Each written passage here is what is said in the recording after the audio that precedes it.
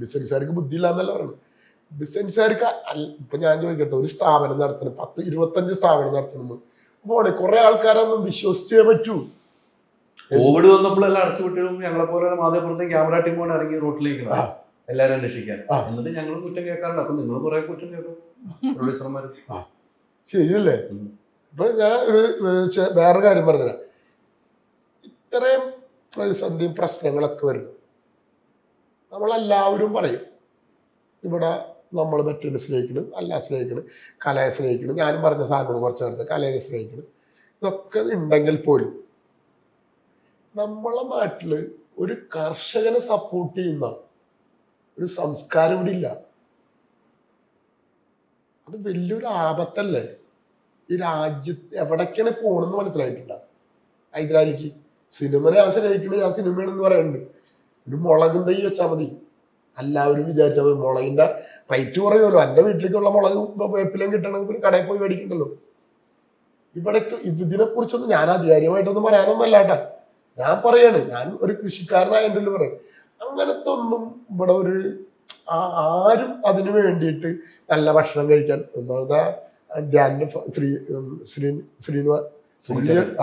പുള്ളിയാണ്. പിന്നെ കുറച്ചൊക്കെ ജൈവ കൃഷിയൊക്കെ ആയിട്ടും കാര്യങ്ങളൊക്കെ ആയിട്ട് പുള്ളിയാണ് കുറച്ച് കാര്യങ്ങളൊക്കെ ചെയ്ത്.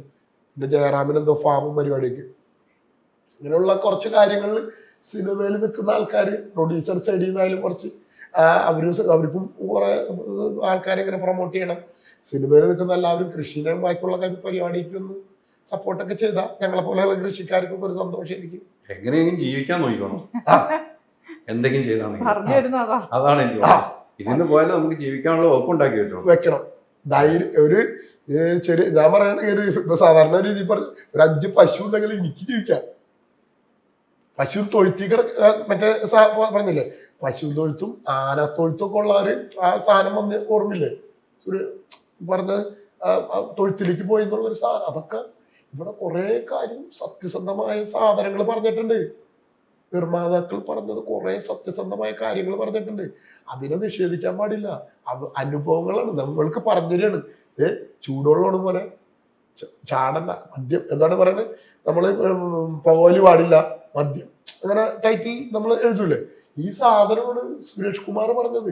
നിങ്ങൾ ഇവിടേക്ക് വരുമ്പോൾ ഇന്ന വിഷയങ്ങളുണ്ട് ഇവിടെ, ഈ വിഷയങ്ങൾ പഠിച്ചിട്ട് നിങ്ങൾ വന്നില്ലെങ്കിൽ നിങ്ങൾക്ക് തൊഴുത്തിലേക്ക് പോകേണ്ടി വരും. അല്ല, അത് സുരേഷ് കുമാർ പറഞ്ഞത് യോജിക്കുന്നുണ്ടല്ലേ? സുരേഷ് കുമാർ നിർമ്മാതാക്കളുടെ സംഘടന പറഞ്ഞ് യോജിക്കുന്നുണ്ട് 100%. ഞാൻ ഏറ്റവും കൂടുതൽ ആ പറഞ്ഞതിൽ എവിടെയും പറയാം, അത് സത്യമായ കാര്യമാണ്. അവര് അവിടെ നിന്ന് അനുഭവിക്കുന്ന ഈ സുരേഷ് കുമാർ ആയാലും അതിൽ അവിടെ ഉള്ള എല്ലാവരും, അവർക്കൊക്കെ നല്ല സങ്കടങ്ങളുണ്ട്. മറ്റുള്ളവന്റെ പ്രൊഡ്യൂസറുടെ സങ്കടം മനസ്സിലാവുള്ളൂ. ഇവിടെ വേറൊരു കാര്യം, ഈ വണ്ടിയിൽ നിന്ന് കയറി വീട്ടിൽ തിരിച്ചെത്തുന്നവരെയും ആർട്ടിസ്റ്റിന്റെ എല്ലാ കാര്യങ്ങളും നോക്കുന്ന പ്രൊഡ്യൂസറാണ്. സ്വന്തം മക്കളുടെ കാര്യം പോലും നമ്മൾ നോക്കൂല. അവൻ പോയിട്ടുണ്ടോ തിരിച്ചു വരുന്നുണ്ട, എടാ മഴയില്ല, നീ കുടം പിടിച്ച് അവിടെ നടന്നു വന്നാൽ മതി. അവിടെ മഴയുടെ കുട പിടിച്ച് ഇവരെ കൊണ്ടുവന്ന് തിരിച്ച് അവരെ വീട്ടിലെത്തിച്ചു കൊടുത്തിട്ടാണ് അതിലും അതുവരെ. അപ്പൊ തന്നെ ഒരു കുട പുതിയത് മേടിക്കാണ്.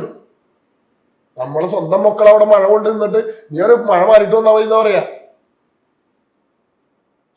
ഇത് സുരേഷ് കുമാർ പറഞ്ഞത് സത്യമല്ലേ? അപ്പൊ പ്രൊഡ്യൂസർ എന്നുള്ള എനിക്ക് എന്റെ വികാരം എനിക്ക് പറഞ്ഞേ പറ്റൂ. ഞാൻ അതിന് 100% ഇവിടേക്ക് വരുമ്പോ ഇവിടെ പ്രൊഡ്യൂസർക്ക് വളരെ ക്ഷാമം ചെറിയ വലിയ സിനിമകൾക്ക് ആളുണ്ടാവും, ചെറിയ സിനിമകൾക്ക് പ്രൊഡ്യൂസർമാരുണ്ടാവില്ല. ഓരോ നഷ്ടപ്പെട്ട പ്രൊഡ്യൂസറുടെ കഥകൾ അരിയാര് എത്ര എടുത്തിട്ടുണ്ടാവും. അരിയാര് വളരെ ചുരുക്കമാണ്. ഇപ്പൊ ലാഭം കിട്ടിയവരോ ആരെങ്കിലും ഉണ്ടോ? ലാഭം കിട്ടിയവരെ എടുക്കാൻ പോകാറുള്ളൂ, സാധാരണ പോകാറുള്ളൂ. നഷ്ടം വന്നവരോ ആരെങ്കിലും ഇന്റർവ്യൂ എടുക്കാറുണ്ടോ? കിട്ടാറില്ല. അവർ പറയാനും തയ്യാറാവില്ല. എന്തുകൊണ്ടാണ്? അവർക്ക് വേറെ ബിസിനസ് ചെയ്യുന്ന ആൾക്കാരാണ്. കാശ് പോയി എന്ന് പറഞ്ഞാൽ മാർക്കറ്റിൽ ഒരു ഇന്റർവ്യൂ വന്നാല് അവർക്ക് കടം കിട്ടില്ല. അപ്പൊ അവർക്ക് വേറെ ബിസിനസ് ചെയ്യണതിന് അതിന് ദോഷം വരും. കടക്കാരനെന്ന് പറഞ്ഞാൽ ആരും അറിയിക്കൂല. അല്ലാണ്ട് സുരേഷ് കുമാർ പറഞ്ഞ 100%. അല്ല, ഒരു നിർമ്മാതാവിന്റെ ഒരു കാര്യങ്ങള് ഇപ്പം ശങ്കർജി പറഞ്ഞത് അംഗീകരിക്കുന്നു. ഇതൊക്കെ ഞാനും കണ്ടും കേട്ടും പോകുന്ന ഒരാളാണ്. ഞാൻ ഇവരെല്ലാവരുമായിട്ട് സഹിച്ചുകൊണ്ട് കണ്ടും കേട്ടും പോകുന്നത്. ചില കാര്യങ്ങൾ എനിക്ക് എതിർപ്പുണ്ടാവും. ഞാൻ ഒരു മാധ്യമപ്രവർത്തനം സിനിമാ മേഖല നോക്കുന്നതിന് ചില കാര്യങ്ങൾ അവർ വരുമ്പോൾ ഞാൻ എതിർക്കാറുമുണ്ട്. പക്ഷെ ആ കഷ്ടപ്പാടുകൾ ഒത്തിരി അവർ കേൾക്കുന്നു പല നിർമ്മാതാക്കളും. അതുകൊണ്ടാണ് അവർ വാദത്തിൽ സംസാരിക്കുന്നത്. നിർമ്മാതാക്കൾക്ക് വേണ്ടി ചിലപ്പോൾ അവർ ഒറ്റപ്പെട്ടു പോവുകയും ചെയ്യും പറയുമ്പോൾ. Ultra modern kitchen devices. ഒരു കിച്ചണിൽ വേണ്ട എല്ലാ ലേറ്റസ്റ്റ് ബ്രാൻഡുകളും ഇവിടെയുണ്ട്. ലോകോത്തര ബ്രാൻഡുകൾ, original products, wide range. MyG future. WhatsApp വഴി ഇംഗ്ലീഷ് പഠിക്കാൻ ഇംഗ്ലീഷ് കഫേ ഉള്ളപ്പോൾ ഇംഗ്ലീഷ് ഒരു വിഷയമേ അല്ല. English cafe, we present you the perfect English.